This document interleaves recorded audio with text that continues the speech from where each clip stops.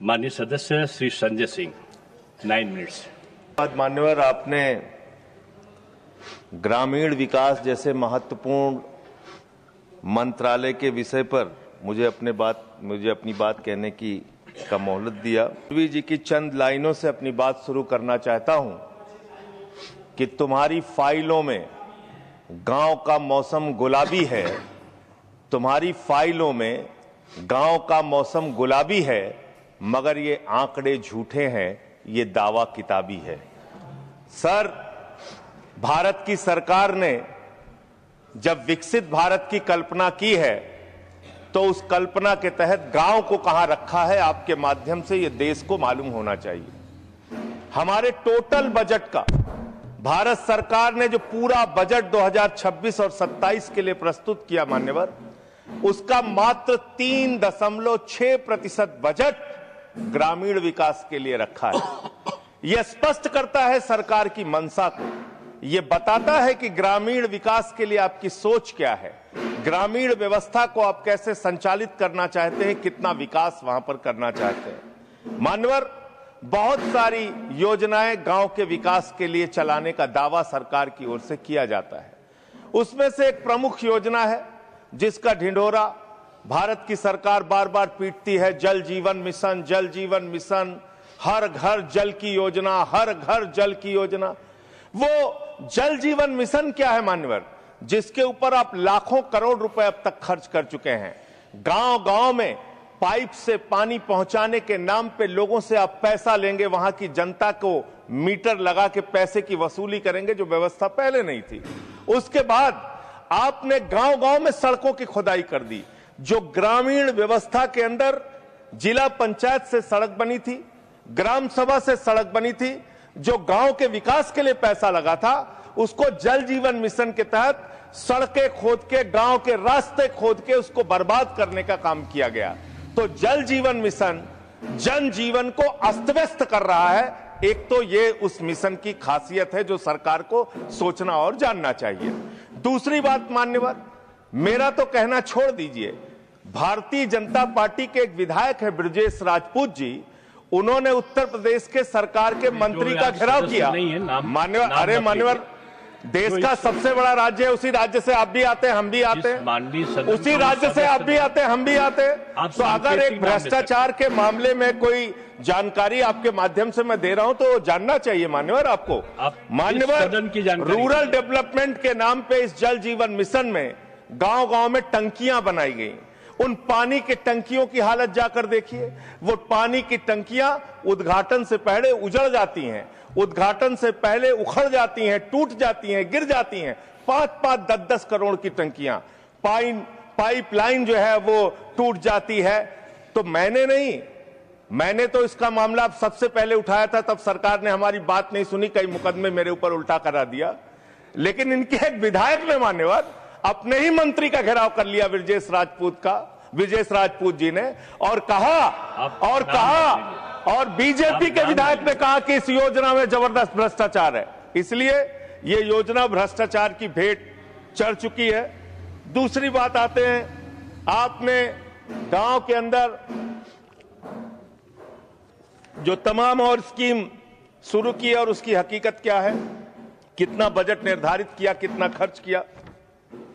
आपने मान्यवर मनरेगा के तहत 25-26 में 86,000 करोड़ रुपए निर्धारित किया था बजट में, और इस बार 26-27 में आपने 88,000 करोड़ रुपए मनरेगा के लिए निर्धारित किया। जब आपने 86,000 करोड़ रुपए निर्धारित किया तो आपकी गारंटी थी 100 दिन की। जब आपने 88,000 करोड़ रुपए निर्धारित किया तो आपकी गारंटी है 125 दिन की, और आप कह रहे हैं हम 60% भागीदारी करेंगे। पिछले कई वर्षों से, जब से प्रधानमंत्री नरेंद्र मोदी जी बने हैं इस देश के, और जब से भारतीय जनता पार्टी की सरकार है, मनरेगा की स्कीम में इस सदन के अंदर मैं पूरे जिम्मेदारी से बोलना चाहता हूं, एक भी साल में 50 दिन से ज्यादा आपने रोजगार नहीं दिया। मनरेगा स्कीम को आपने मारने का काम किया, खत्म करने का काम किया, और उसके बाद आपने कह दिया 40% राज्य सरकारों की हिस्सेदारी होगी। जो राज्य सरकारें ज्यादातर घाटे में चल रही हैं, चलिए वो भी आपने कर दिया जो आपको करना था। आपने स्कीम पास कर दी जी राम जी की, लेकिन मुझे आप जरा कृपा करके बताइए, आपके हिस्से का 125 दिन के हिसाब से रुपया बैठता है मंत्री जी 2 लाख करोड़ रुपए। तो आपने तो निर्धारित ही 88,000 करोड़ रुपए किया है। तो आप इस स्कीम में क्या सोचते हैं, क्या आपकी योजना है और कितना आप बजट निर्धारित करना चाहते हैं? यानी कि आपकी मंशा ही साफ नहीं है कि आप मनरेगा स्कीम को गांव-गांव तक चला सके। इसके बाद मान्यवर आते हैं, एक मिनट माननीय मंत्री। करना चाहता हूं कि जब मैं बोलूं तब आप सुनने जरूर उपस्थित रहना, बोल के चले मत जाना, एक एक चीज का जवाब दूंगा।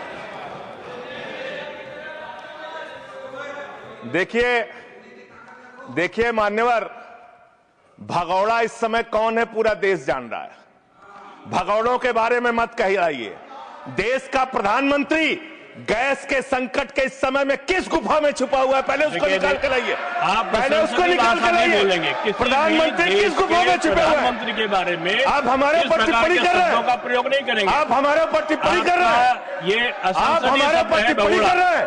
पूरा देश गैस की लाइनों में खड़ा है, यहाँ पर शामिल प्रधानमंत्री गुफा में छिपे हुए हैं। प्रधानमंत्री को निकाल के लाइए, प्रधानमंत्री को निकाल के लाइए। मुद्दों पे बात नहीं करेंगे। इस्तेमाल किया है, ये शब्द ठीक नहीं है। अरे मान्यवर, आप मेरा समय जा रहा है। मान्यवर महोदय, मान्यवर मेरा समय जा रहा है, कृपा करके समय। जी राम जी पर रात को 1:30 बजे तक मैंने चर्चा सुनी और जब उत्तर देने की बारी आई तो विपक्ष भाग गया था। इसलिए मैं निवेदन कर रहा हूं कि रहना जरूर, एक एक चीज का जवाब दूंगा, एक एक चीज का। दूसरी चीज है, जो भगोड़ा शब्द है उसको उसमें शामिल नहीं करेंगे जी। मान्यवर, बात करते हैं ग्रामीण विकास की आप बात कर रहे हैं। उज्ज्वला स्कीम के तहत 8 से 10 करोड़ सिलेंडर गांव में आपने बांटे हैं और 10 से 11 करोड़ सिलेंडर के कनेक्शन लोगों ने अपने आप से लिए हैं। 21 करोड़ सिलेंडर के कनेक्शन गांवों में हैं। मैं आपके माध्यम से इस सरकार से पूछना चाहता हूं, मध्य एशिया के अंदर जो युद्ध चल रहा है इजराइल और अमेरिका और ईरान के बीच में, आप क्यों इजराइल की चमचागिरी में खड़े हो गए, जिसके कारण से हिंदुस्तान को आज गैस का संकट भुगतना पड़ रहा है। पूरा देश लाइन में खड़ा है, गांव लाइन में खड़ा है, शहर लाइन में खड़ा है, एक एक इलाका लाइन में खड़ा है। होटल बंद हो रहे हैं मान्यवर। मोरवी के अंदर गुजरात में टाइल्स की फैक्ट्रियां बंद हो रही है मान्यवर। आपने क्या हालत की है। आप राज्यों के साथ न्याय नहीं करते, आप ग्रामीण व्यवस्था के साथ न्याय नहीं करते। आपने बनारस के अंदर 4200 एकड़ जमीन वहां के किसानों की जबरन कब्जा की। 2013 का जो अधिकरण का नियम है, वो नियम आपने लागू नहीं किया। वहां लाठियों से किसानों को पीट के प्रधानमंत्री के संसदीय क्षेत्र में जमीनें कब्जा करने का काम आपने किया। जो पंजाब पूरे देश का पीडीएस सिस्टम चलाता है, 50% भागीदारी पंजाब के किसानों की होती है। आपने पंजाब के रूरल डेवलपमेंट का 8,000 करोड़ रुपए मार के बैठे हुए। आप बताइए क्यों आपने पंजाब का हिस्सा नहीं दिया, क्यों आप वहां के साथ सौतेला व्यवहार कर रहे हैं। बताइए इस देश को और पंजाब के लोगों को। वहां पर बाढ़ आई, आप भी गए थे मंत्री जी वहां पे दुख जताने के लिए। आपने वहां की भयावह परिस्थितियों को देखा था। बावजूद इसके 1600 करोड़ रुपए की मदद आपने घोषित की थी। 16 पैसे आपने पंजाब को नहीं दिए। 16 पैसे। यह आपकी दुर्भावनापूर्ण नीति है जो राज्यों को भुगतनी पड़ रही है, जो देश को भुगतनी पड़ रही है। और ग्रामीण विकास के नाम पर आपने इस देश के गांव में रहने वाली जनता को लगातार धोखा देने का काम किया है, लगातार उनको ठगने का काम किया है। चाहे वो आंगनबाड़ी की स्कीम हो, आंगनबाड़ी की कार्यकर्तियां, हर काम में उनको आप लगा देते हैं, लेकिन आप उनको पैसा देने के नाम पर आपको हंसी आएगी, हंसी आएगी, हंसी आएगी। आंगनबाड़ी की योजना गांव में ही चलती है, गांव में ही चलती है, हंसी आएगी आपको। मान्यवर, मैं अंत में एक ही बात कहना चाहता हूं। मंत्री जी ने कहा भागिएगा नहीं, मैं बिल्कुल बैठ के आपकी एक एक बात को सुनूंगा। मंत्री जी, ध्यान से सुनूंगा। जितनी बात मैंने कही है उसका पूरा जवाब दीजिएगा, और अगर आप जवाब नहीं दे पाएंगे तो मुझे भी उस वक्त बोलने का अवसर दीजिएगा। आप ही अकेले बोलने का अधिकार रखते हैं, ऐसा नहीं होना चाहिए। और दूसरी बात मान्यवर, दूसरी बात, इस समय भगौड़ा कौन है, ट्रंप की गुलामी कौन कर रहा है, पूरा देश देख रहा है। माननीय जो भी